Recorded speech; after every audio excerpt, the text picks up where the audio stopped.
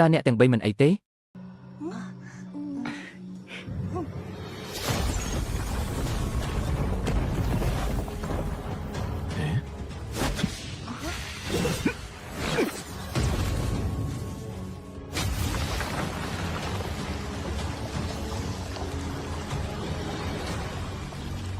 តានេះជាអ្វី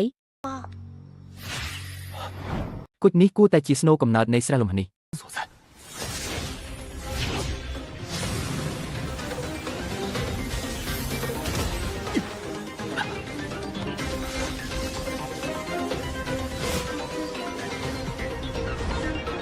មិនអាចចាប់យកបានទេសាឡបងបន្ទះគុជឈៀនខុនសិន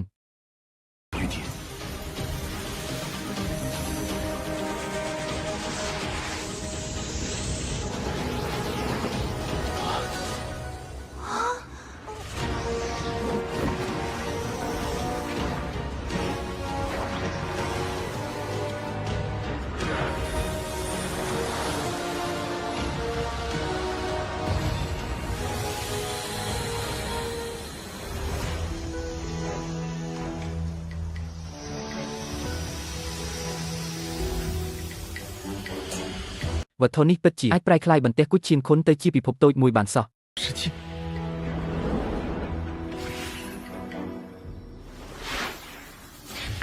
ចេញពីទីនេះសិន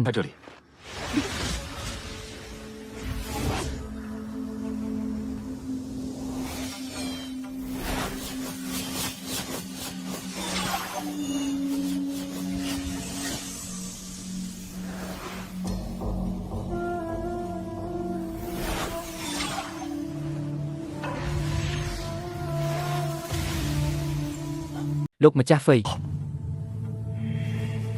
ធម្មពលរន្ទះធម្មពលនៃនាគពិតវាក៏មានធម្មពលលំហច្រើនផងដែរអ្នកដែលសម្លាប់លោកគ្រូមូយេគឺជាបុត្រាហ្វឹងលី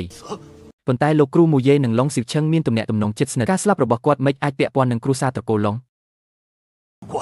ត្រូវហើយតើអាចជាបុត្រាហ្វឹងលីយ៉ាងដូចម្ដេចតើវាមិនតែងតែដូចនេះទេ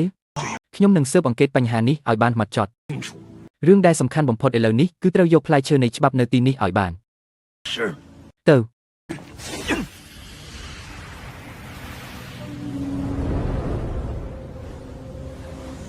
ល្អ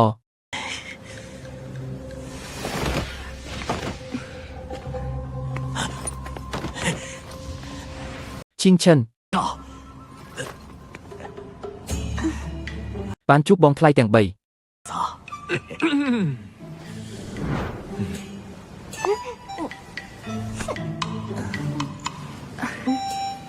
ហើយចុះជូជីវ័យលោកម្ចាស់ការចងចាំរបស់ជូជីវ័យត្រូវបានខ្ញុំលុបចោលបាត់ហើយបន្ទាប់មកហាក់ដូចជាបានទទួលសារអ្វីម្យ៉ាងចូលក្នុងវិមាននេះ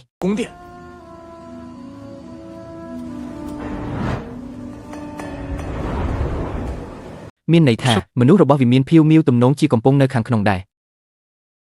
ទៅខ្ញុំក៏នឹងចូលទៅដែរ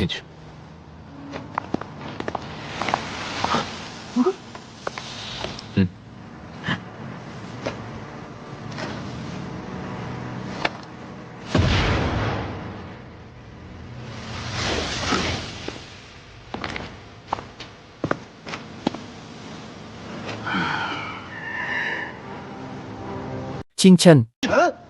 លោកមិនត្រូវបានអធិរាជគូឆាងវូសម្លាប់ទេឬលោកនៅរស់នៅឡើយ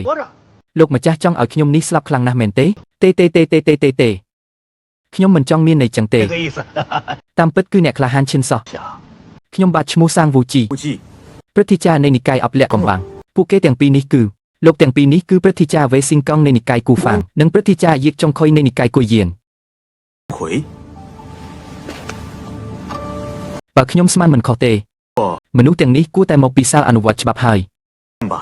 ពិតជាលឺ100ដងមិនស្មើនឹងឃើញម្ដងមែនអីគេសាលអនុវត្តច្បាប់ព្រឹទ្ធាចារ្យសាងគួរសំពេចហើយគាត់ពិតជាសិស្សច្បងនៃសាលអនុវត្តច្បាប់របស់ពួកយើងមែនសូមគោរពព្រាមច្បងពួកលោកក៏ទទួលបានដំណឹងហើយមកចូលវិមានបាក់បែកនេះដែរឬយើងទៅជាមួយគ្នាយ៉ាងម៉េចដែរទទួលបានដំណឹង